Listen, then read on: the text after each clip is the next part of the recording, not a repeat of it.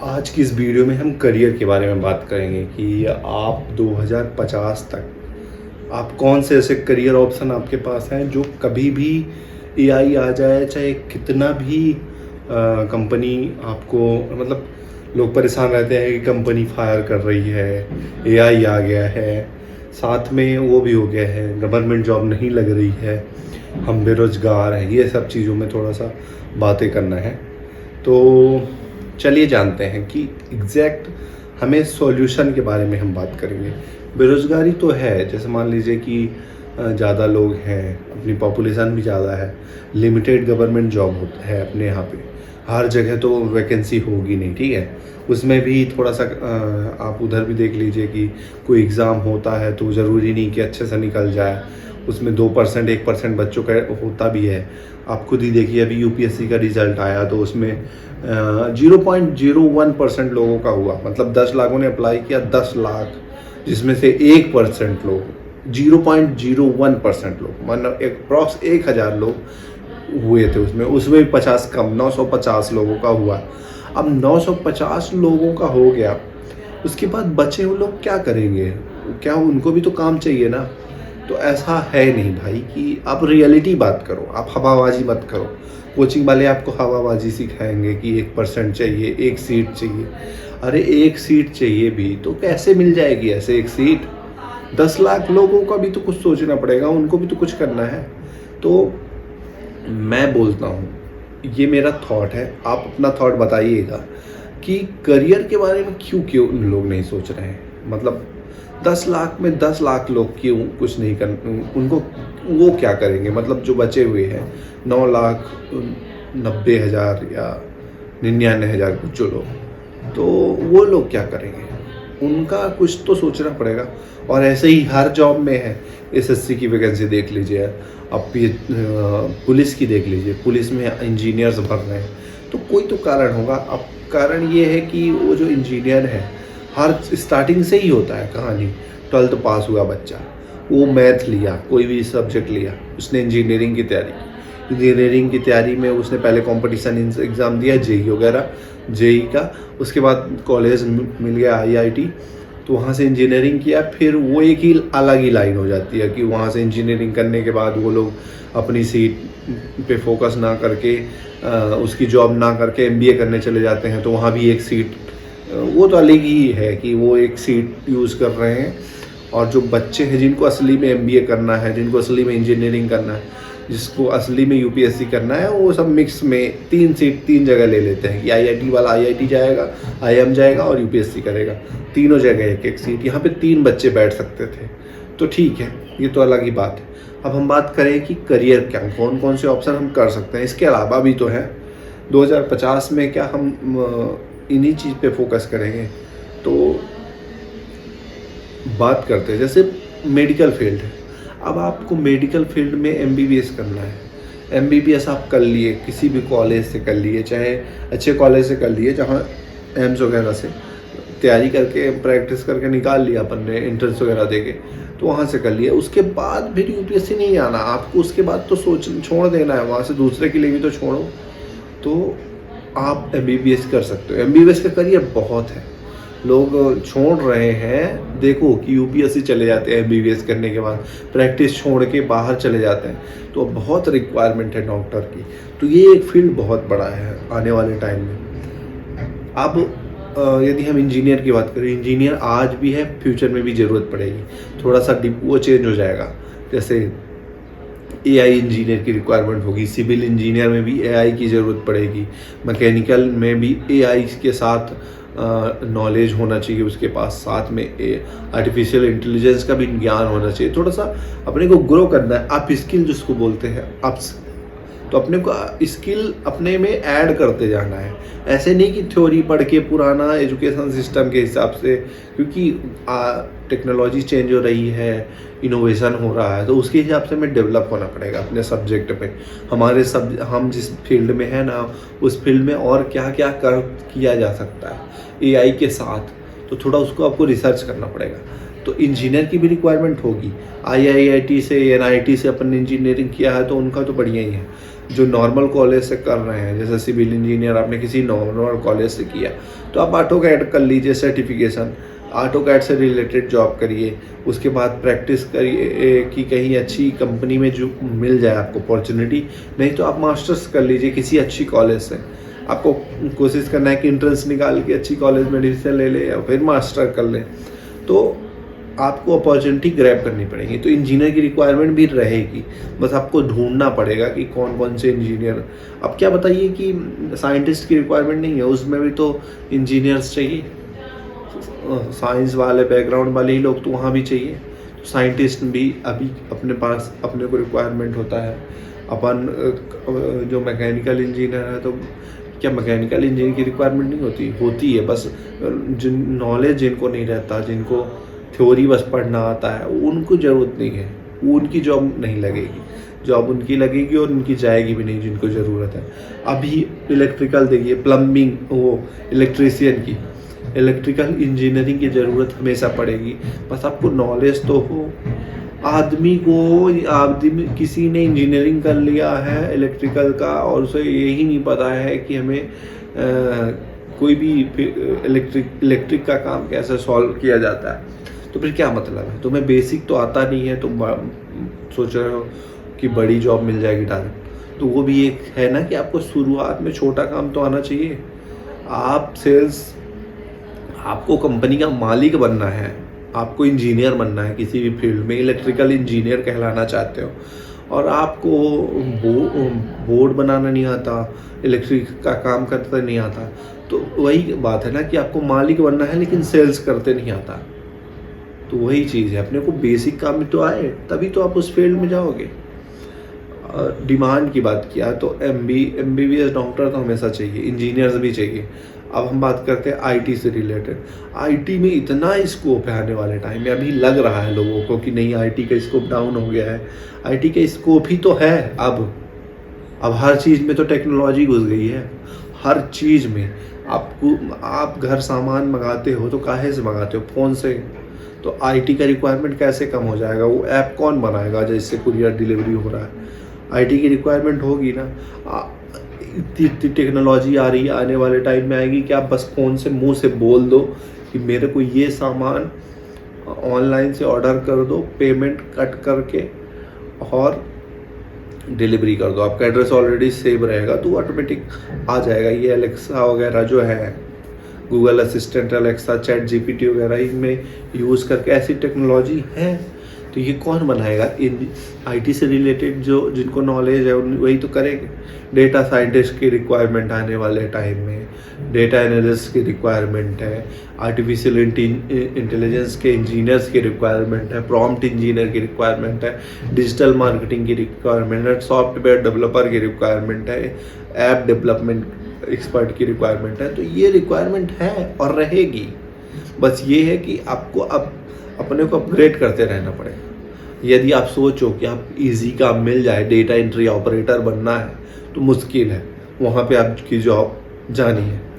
आप ये मत सोचो कि हम बचे रहोगे। जिस काम में आप एआई सीख कर उस मशीन को यूज करना सीख गए और उस मशीन को यूज करके नया टेक्नोलॉजी बना सके हो, नई चीज़ें कर सकते हो, तो आपकी जॉब रहेगी। और आपको केवल ड्राइविंग करते आता है, लेकिन आपको गाड़ी सही, आपको ड्राइविंग बस करते आता है, जो सब कर लेंगे तो वो एआई भी कर लेगा। सीधी बात। यदि आपकी जॉब कोई भी कर लेता है, आपके जगह में कोई कर सकता है, तो उसको एआई भी कर लेगा। तो आपको इतना नॉलेज, इसकी अपस्किल अपने को करना है, इनोवेट करना है कि जिससे आपको रिप्लेस नहीं किया जा सके। तब फिर एआई भी रिप्लेस नहीं कर पाएगा। और साथ में आपको एआई का यूज़ करके भी वो काम आना चाहिए। फॉर एग्जांपल मैं 8 साल से डिजिटल मार्केटिंग कर रहा हूँ, 9 साल से, तो मैं एआई से डरूँ? तो एआई का यूज़ करके भी तो मैं डिजिटल मार्केटिंग कर सकता हूँ। और यदि मैं कर सकता हूँ तो मैं क्यों डरूँ कि मेरी जॉब चली जाएगी? हाँ, मुझे नहीं आता एआई का यूज़ करना और फिर मैं सोचूं कि मैं डिजिटल मार्केटिंग कर लूँगा बिना एआई के यूज़ किए, तो कितने दिन रहेगी जॉब? तो आपको डरना नहीं है ना, एआई के चक्कर में जॉब जाएगी, आपको उसको यूज करना आना चाहिए। तो ये सारे फील्ड हैं। आपको इतना, ये देखिए ना कि इतना वो हो गया है इंटरनेट का सिस्टम आ गया आज के समय, इंटरनेट इतना यूज़र हैं आज के समय इंटरनेट के, तो साइबर सिक्योरिटी की रिक्वायरमेंट होगी। साइबर सिक्योरिटी के अब देखिए ना, पुलिस विभाग में रिक्वायरमेंट होती है, डिफेंस साइबर सिक्योरिटी एक्सपर्ट चाहिए, हैकर्स चाहिए, तो इनकी रिक्वायरमेंट, एथिकल हैकिंग भी होता है, इनकी भी रिक्वायरमेंट आने वाले टाइम में और होगी। अभी भी है, अभी भी रिक्वायरमेंट नहीं फुलफिल कर पा रहे हैं, बस वही गवर्नमेंट जॉब की तैयारी में लगे। तो सब एक ही चीज़ करेंगे तो कैसे काम चलेगा। मैं आज इस वीडियो में करियर के बारे में पूरी बात कर रहा हूँ। आपको बस एक जगह फोकस किया जा रहा है, और वो भी सिस्टम के द्वारा। आप ये मत सोचो कि आप खुद कर रहे हो, आपको सिस्टम ऐसा दिखाया जाता है कि आप एक बार सोशल मीडिया ओपन कर लो, आपको यूपीएससी दिखाएगा, एसएससी दिखाएगा, जिससे कोचिंग इंडस्ट्री उसमें घुल मिलती रहे और उनका इनकम होता रहे।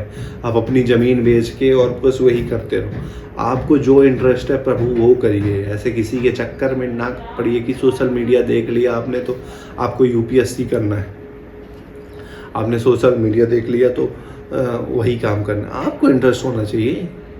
इंटरेस्ट नहीं है जिस फील्ड में मत करो। मेरे को इंटरेस्ट जो फील्ड में है वही मैं करूँगा, और ये ज़रूरी नहीं है कि 4 लोगों से बताओ, क्योंकि 4 लोग बताओगे ना तो रेफरेंस देने लगेंगे कि नहीं भाई ये कर ले वो कर ले। किसी से ज्ञान भी मत लो, तुम्हारे इंटरेस्ट होना चाहिए।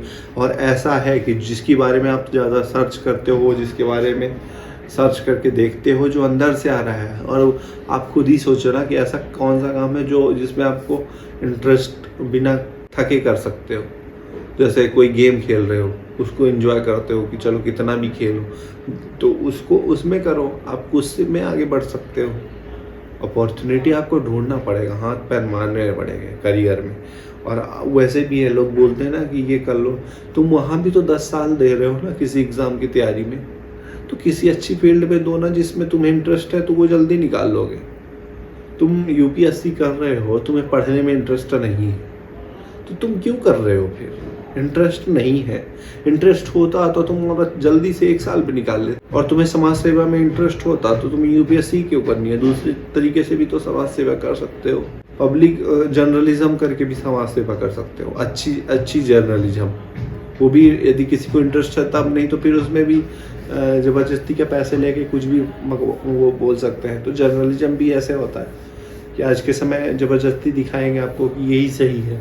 आपको पब्लिक ही हेल्प करनी है ना, जर्नलिस्ट बन जाओ, पब्लिक की हेल्प हो जाएगी उसमें। जो असली चीज़ें हैं, प्रॉब्लम है लोगों की, उसको बताओ ना उस पर। पब्लिक की ही सेवा करनी है तो ट्रस्ट खोल लो, एनजीओ चला लो। तो वो आपके सोच के ऊपर है। यदि आपको बस दिखाना है कि हाँ गवर्नमेंट जॉब ही करना है तो 2-10 साल, लेकिन मेरे ख्याल से ना जीने के लिए पैसे कहीं से भी कमाए जा सकते हैं।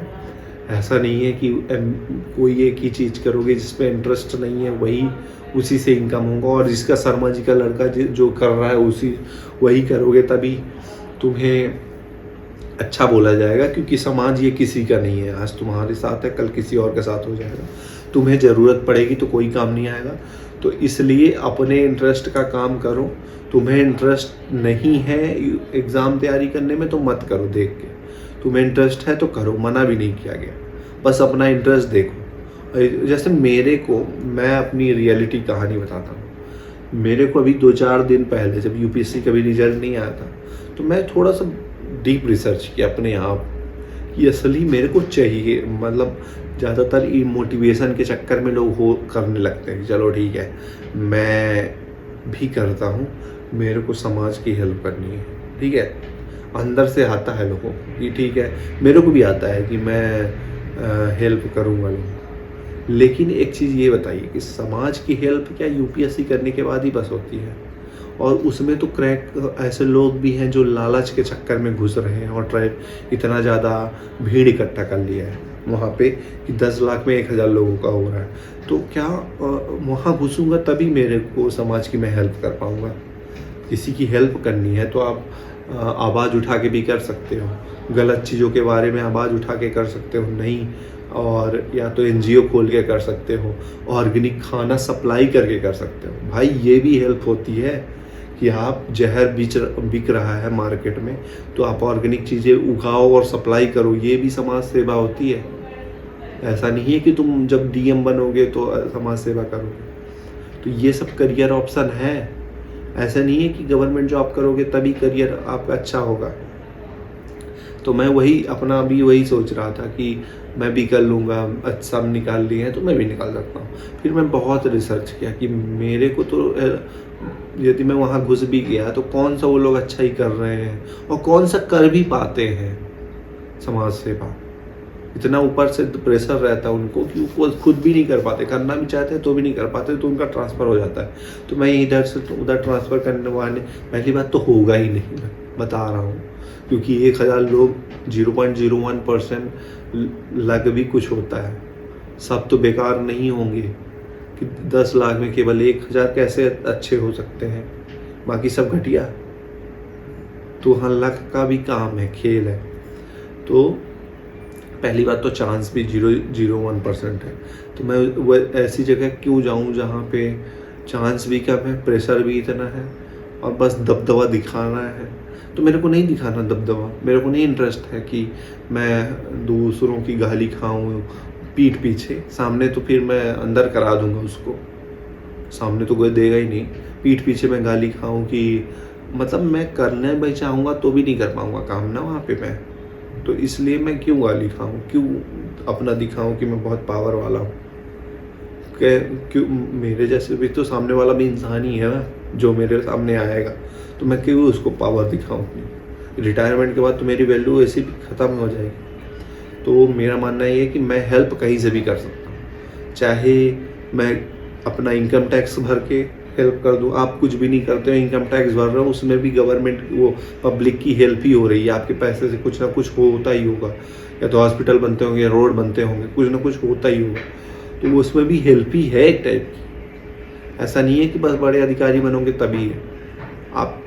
आप कुछ मत करो, सफाई कर रहे हो ना, क्लीन रखते हो अपने आसपास, उसमें भी लोगों को हेल्प ही हो रही है।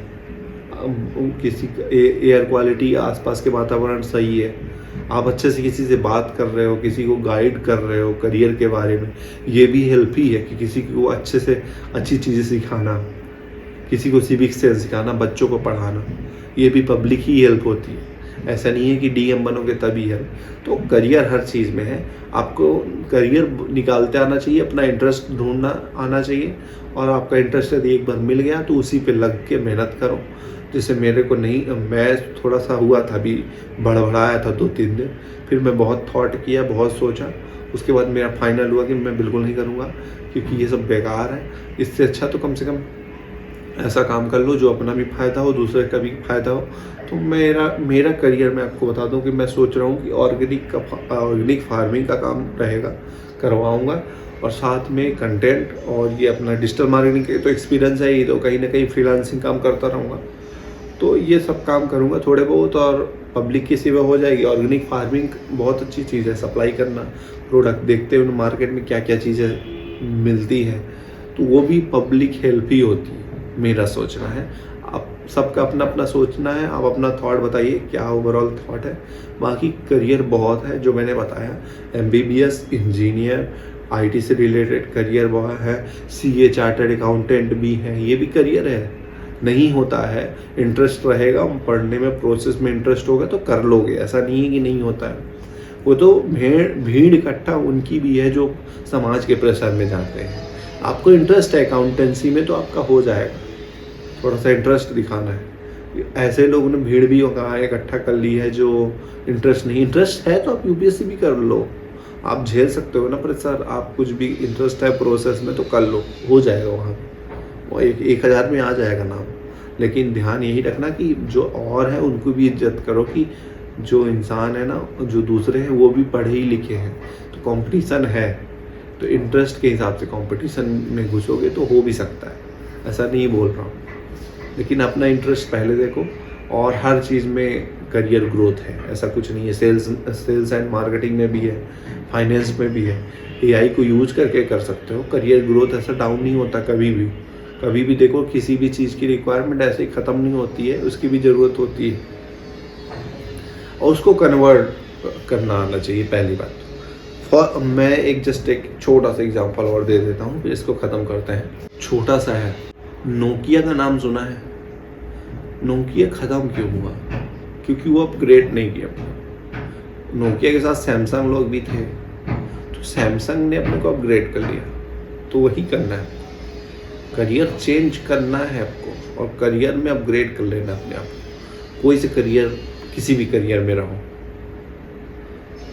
एवर रेडी भी है, एक्सेल बनाता था, एवर रेडी ने टॉर्च भी बनाई थी,